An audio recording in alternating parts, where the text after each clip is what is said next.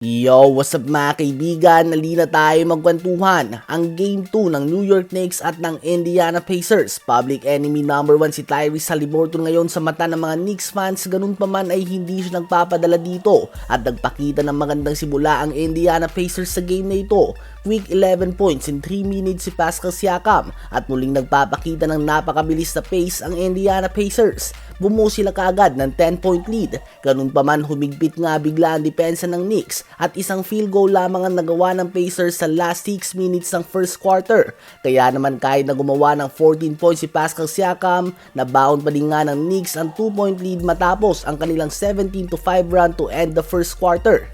Sa second quarter naman ay mainit si Jalen Brunson at solid rebounding ang pinapakita ni Mitchell Robinson. Habang si Tyrese Haliburton naman ay nagkakalat nga mga kaibigan, only 2 points on 1 of 7 shooting sa field and 0 for shooting sa 3-point line. Ganun pa man 3 puntos na nga ang lamang ng Knicks sa dulo ng first half sa score na 52-49. 17 points na si Jalen Brunson at 12 points si Karl Anthony Towns.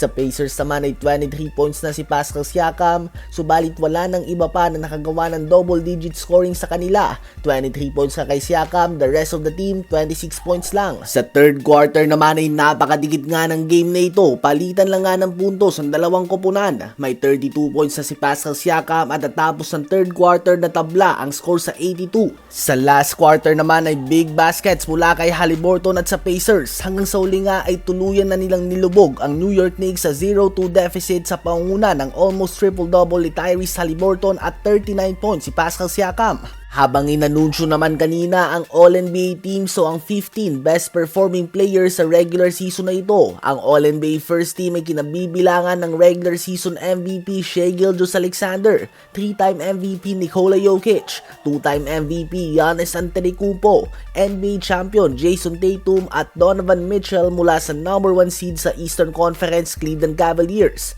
Second team naman ay andyan ang legends and 4-time champions LeBron James and Steph Curry. Andyan si Anthony Edwards, ang clutch player of the year Jalen Brunson at ang defensive player of the year winner Evan Mobley.